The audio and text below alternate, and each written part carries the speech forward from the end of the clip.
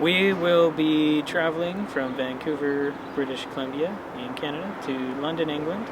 We'll be traveling about England, visiting the Mary Rose Museum in Portsmouth, and then up to Sherwood Forest? Forest, Sherwood Forest, the home of Robin Hood and legend and mystery. From there, we're jumping over to Finland and speaking with a number of interesting, or at least one interesting individual that way. Yes? Yep, Mr. Markus Leppola, and he is actually an archery archaeologist. Which is pretty awesome. I didn't know that was a title, but Me apparently neither. that's a thing. But I'm going to be that thing. It's cool. So from Finland, we're jumping down to Hungary, where we will meet.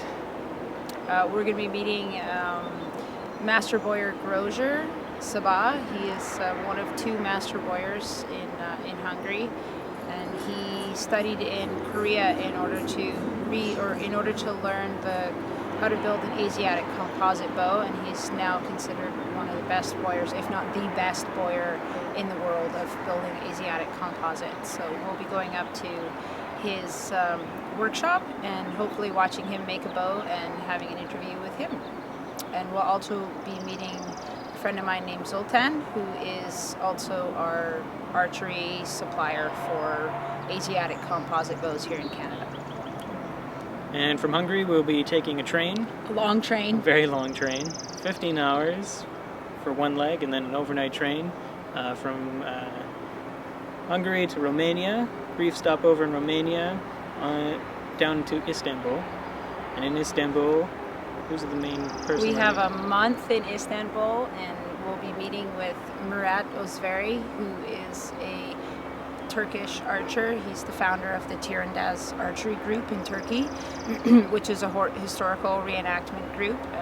They study Ottoman Turk archery, as well as Jamal Hunal, who is a mounted archer, a Turkish mounted archer, and he has a stable where he trains people on the art of the Turkish mounted archery. Both of these gentlemen have been recognized by the Turkish government as archery historians, and they're sort of the go-to guys for the Turkish government when something is archery related. The Turks are very proud of their archery history, and it's something that has recently resurfaced for the Turkish people. It was lost for a very long time, and Murat and Jamal are two of the people that have been spearheads in pushing to bring archery back to the Turkish people.